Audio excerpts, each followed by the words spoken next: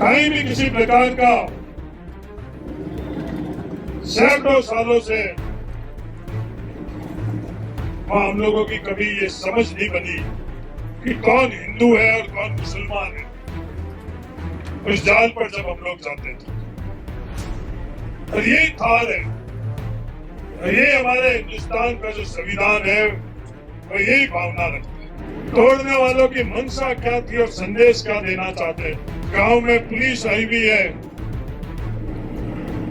और उस मस्जिद को गिरा दी, तो हमने हमारे परिवार का जो समारोह था वो छोड़कर हम दौड़कर यहाँ आए और पुलिस इतनी बड़ी तादाद में थी कि हम लोगों को वहां जाने भी नहीं दी। सदस्य ने कहा कि साहब आप मस्जिद तो तोड़ रहे हो, उसके अंदर कुछ रखा हुआ है तो वो तो बाहर निकालने की आप इजाजत दो। उन लोगों की मेहरबानी कि उन्होंने बाहर निकालने की इजाजत दी। पूरी मस्जिद के अंदर कुछ भी नहीं थी, सिर्फ 2 कुरान। हमारा थाल क्या है, इसको समझने के लिए कोई भी लोगों के बीच में जाएंगे तो समझ में आ जाएगा। मैं पिछले दिनों बलगांव गया, मैं पिछले दिनों एकल गया, तो जो मेरी समझ थी, जो मेरी सोच थी, वो बलगांव और एकल ने उसको बहुत मजबूत और गहरा किया।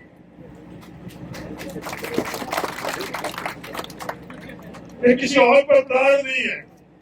यह वक्ता कह रहे थे कि किसी और पर प्रहार है, किसी और पर प्रहार नहीं, अपन सब पर प्रहार है। समझने की आवश्यकता है, ये पूरे थाल पर प्रहार है। किसी धर्म पर प्रहार नहीं है, किसी जाति पर प्रहार नहीं है, ये थाल पर प्रहार है, अपन सब पर प्रहार।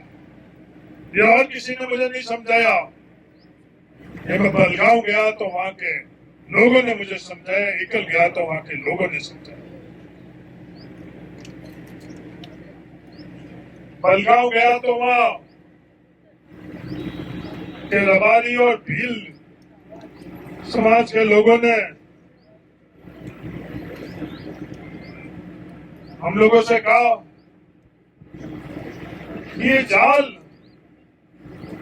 सैकड़ों साल पुरानी,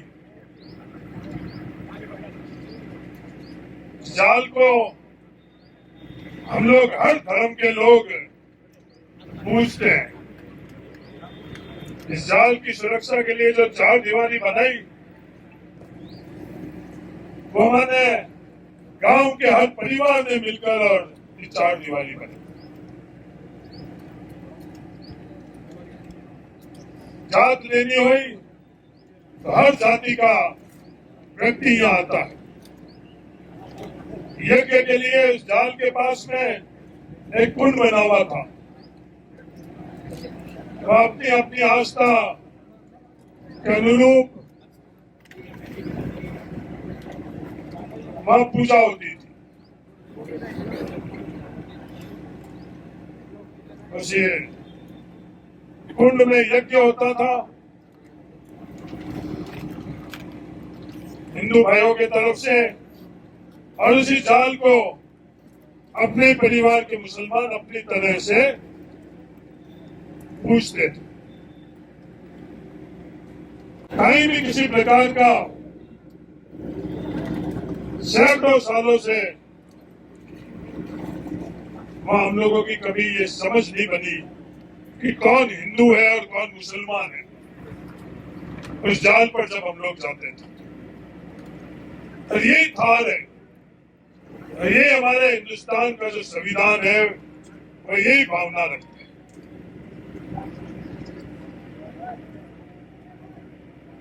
उस जाल को तोड़कर, उस स्थान को तोड़कर, तोड़ने वालों की मंशा क्या थी और संदेश क्या देना चाहते थे।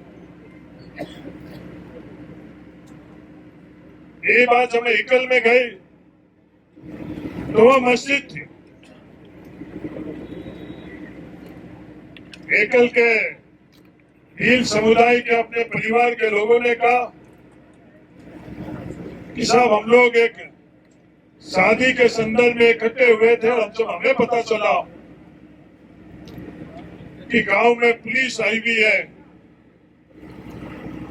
और उस मस्जिद को गिरा दी, तो हमने हमारे परिवार का जो समारोह था वो छोड़कर हम दौड़ कर यहाँ आए। और पुलिस इतनी बड़ी तादाद में थी कि हम लोगों को वहां जाने भी नहीं दी। और वो मस्जिद जो 16 बाई 20 फीट की मस्जिद थी, उसके संदर्भ में अपने परिवार के भील सदस्य ने कहा कि साहब आप मस्जिद तो तोड़े, उसके अंदर कुछ रखा हुआ हो तो वो तो बाहर निकालने की आप इजाजत दो। उन लोगों की मेहरबानी कि उन्होंने बाहर निकालने की इजाजत दी। पूरी मस्जिद के अंदर कुछ भी नहीं थी, सिर्फ 2 कुरान थी, घड़ी भी नहीं थी। पीढ़ियां आ सकती है आने, और पड़ोसी के अंदर आने पीढ़ियां भी नहीं आती। उस तकलीफ में जहां हम लोगों को जिंदा रहने के लिए पीने का पानी नहीं था, हम लोगों के पास अनाज नहीं था, छत तो बहुत आगे की बात। हमारे परिवार के लोग एक दूसरे के पड़ोसी मदद कर हमको जिंदा रखा, इसलिए आज हम लोग इस हार में खड़े रहकर ये बात कर सकते हैं। अगर जिंदा रखने में सबसे बड़ा किसी का योगदान रहा है तो परिवार जितना का जितना हमारे पड़ोसियों का योगदान रहा। प्रकृति ने हमारा साथ नहीं दिया और पड़ोसी ने हमारा साथ दिया, ये था। मेरा निवेदन है, बाड़मेर जिले के 36 कौम, सभी धर्म, सभी राजनीतिक दल एकजुट है, डरो नहीं। मेरा आज ऐलान है, बीकानेर और फरोदी के सभी नागरिकों से, जैसे बाड़मेर एकजुट है, आप भी एकजुट होकर देश और दुनिया का संदेश हम आना नहीं चाहते, क्योंकि एकजुट अपनी होगी, विश्वास अपना होगा, उससे बड़ी ताकत नहीं। मन बहुत करता है बीकानेर जाने का, क्योंकि वहां से मैं आया हूं। मेरे काका बैठे नारायण जी, इनका भी मन बहुत करता है मुकाम में जाने की, क्योंकि आस्था हम जाएं, उससे ये मकसद हल नहीं होगा। कोई भी आए उससे मकसद हल नहीं होगा। बीकानेर के लोग एकजुट होकर और विश्वास की ताकत से ही यह मकसद हल हो सकता है। फरोदी के लोग आप एकजुट होकर मजबूती से खड़े रहो, उससे ये मकसद हल हो सकता है। जैसलमेर के लोग मजबूती से एकजुट होकर आप खड़े रहो, तो दुनिया की कोई भी ताकत हम लोगों के यहाँ संविधान की मूल भावनाओं के खिलाफ कोई भी काम नहीं होने देगी। मैं तय दिल से बाड़मेर के ज्यादातर भारतीय जनता पार्टी के लोगों को भी धन्यवाद देना चाहता हूं कि व्यक्तिगत तौर पर उन्होंने मुझे बोला कि यह गलत हो रहा है। उनकी राजनीतिक मजबूरियां हो सकती है, तो कोई भी जाकर, मैं पत्रकार, जो हमारे परिवार के सदस्य पत्रकार बाहर में, जैसे मैं यहाँ एमएलए के नाते नहीं आया हूँ, मैं कांग्रेसी के नाते नहीं आया हूँ, कोई भी जाकर किसी भी भारतीय जनता पार्टी के सदस्य से आप ये सवाल कर लो, उसका उत्तर यही आएगा कि 99% भारतीय जनता पार्टी के लोग ये कह रहे हैं कि जो हो रहे हैं वो गलत है। 1% अपवाद की बात नहीं कर, ये थार है। आयोजन करता हूं ना, आदूराम जी और भालूराम जी और चैन जी, इन सब लोगों ने यह तय किया है कि बिल्कुल शांति से, क्योंकि इन्होंने बुलाया तो 25-50 लोगों को और आप लोग आ गए हजारों में। ये माफी भी चाहते हैं कि तंबू की व्यवस्था नहीं हुई, किसी की व्यवस्था नहीं हुई। ये माइक भी पता नहीं दौड़ भाग कर कहीं से लाई है, जिंदा रह गई। जिन छोटों को खाकर आज जानवर भी जिंदा नहीं रह सकते हैं, ये वो धार के तमाम लोग हैं जब हमारे पास अनाज नहीं, पानी नहीं, उनका मुकाबला कर भी आज हम लोग यहाँ जिंदा खड़े हैं। ये मुसीबतें तो हम लोगों के सामने बहुत कम है। एकजुट होकर मुकाबला करेंगे, जाति, धर्म, राजनीतिक सोच से ऊपर उठकर मुकाबला करेंगे। मैं तहे दिल से तमाम 36 कौम को तहे दिल से धन्यवाद देना चाहता हूँ। और ये सब आज के बाद में हम लोगों को थार में बंद करना है। फिर आप सब लोगों से ये ऐलान है, हिंदू और मुसलमान हम सब थार परिवार के सदस्य। इनका जवाब सिर्फ यही है कि हम कौन, हम सब एक ही परिवार। आज जो विपदा अपने ऊपर आई है, जो बोल रहे हैं किसी एक धर्म पर नहीं आई, अपन सब पर आई, उसका जवाब यही है कि हमारी पहचान जो अलग अलग बनाकर या हमारे में आपस में झगड़ा कराना चाहते हैं, हमारे को एक ही पहचान बनाकर एक परिवार। ये कोई नई बात नहीं है। रामलाल जी, तज सिंह जी से लेकर बिरदी चंद जी और गंगाराम जी और अब्दुल आदी जी तक ये मार्ग पर अपन लोगों का परिवार चला, इसी मार्ग पर अपन लोगों का आगे चला। तहे दिल से आप सब लोगों का धन्यवाद।